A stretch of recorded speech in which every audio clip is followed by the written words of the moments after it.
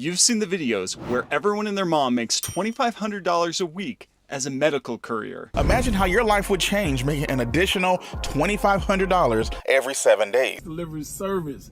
I ain't done one of these videos in a while I talk about the medical carrier business. How you can make anywhere from $1,000 to $2,500 every single week. But if this is such a great opportunity, why are so many drivers quitting? Because when you look at the data, 22% of drivers quit in less than a year, and more than half don't make it past 2 years. I made a mistake. What did I get myself into? Wondering what it's really like to be a medical courier? In this video, I share the worst parts of the industry, including potential fines, erratic schedules, and the truth about the pay.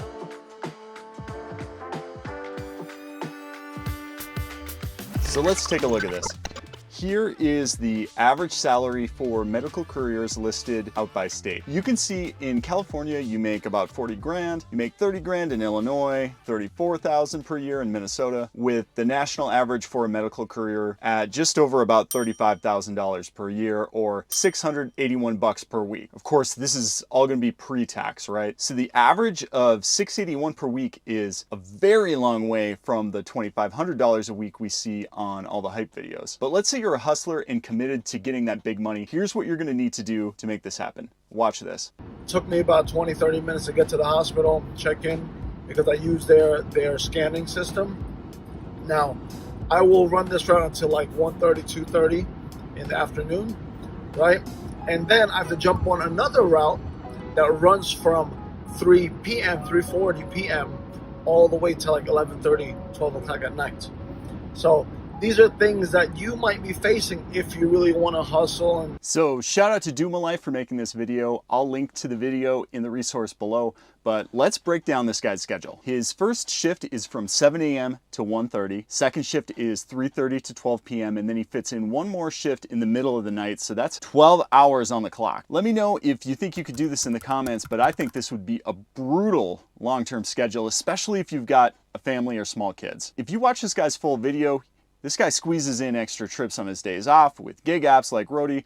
It's crazy, but if you want to hit $2,500 per week, you've got to be out there working all the time. But don't take my word for it. Go to Google and type in medical courier jobs near me, or medical courier jobs plus your city. Then look at the compensation and hours you get locally. Here's what came up when I did a search. As you can see, where I live in Boise, Idaho, the low end, you're getting $12 an hour to start, and on the high end, you get a little over $21 an hour. And every one of these positions is part-time. I want you to try this search and let me know if you get better results. Here's the problem when you make somewhere between $17 and $21 an hour in the United States right now. This is an article that came out just a few weeks ago titled "Amazon Workers Say They Struggle to Afford Food Rent." This is about a study published by the University of Illinois Chicago where they asked 1,482 US-based Amazon employees about their economic well-being. Keep in mind, the majority of the workers who responded to this survey said they made between $16 and $20 per hour.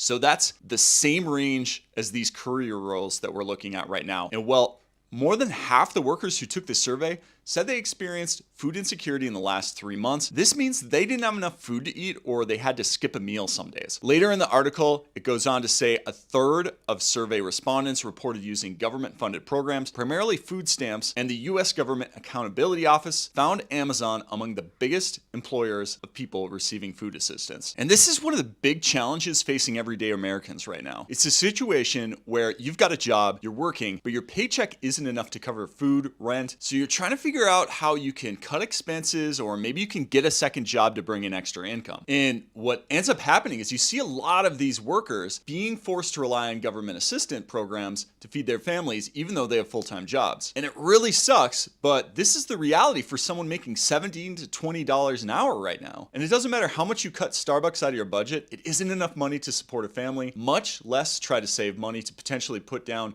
a down payment on a house or something. To make matters worse, you can face stiff fines as a medical courier if you make a mistake. These penalties are no joke either. The penalty for a HIPAA violation could be $137,000 to nearly $69,000. Some common reasons for fines are failing to follow proper protocols for handling, storing, and transporting medical specimens, or lack of proper documentation, for example, failure to maintain accurate records of deliveries or keeping receipts. These fines are in place to ensure medical couriers operate safely quickly, but it's an added risk you need to know about before getting into an industry that frankly doesn't pay great. So if you made it this far, let me know if this is still something you're excited to be involved in. And on the flip side, if you are someone making $2,500 a week doing this type of work, tell us in the comments below. I'd love to know how you're able to make it happen, and congratulations. I know some of the drivers I talk to find it more profitable to do something like Uber Eats or something that has an option to be tipped. Medical couriers, unfortunately, they're not usually tipped either, so you're really stuck relying on your per trip income or your hourly pay to make ends meet here. And if you're serious about generating more income, check out my database, the 102 ideas in the resource box below this video. Access is free and shares startup costs and revenue numbers for each business. This includes revenue from profitable solo-founded business opportunities you might not know about,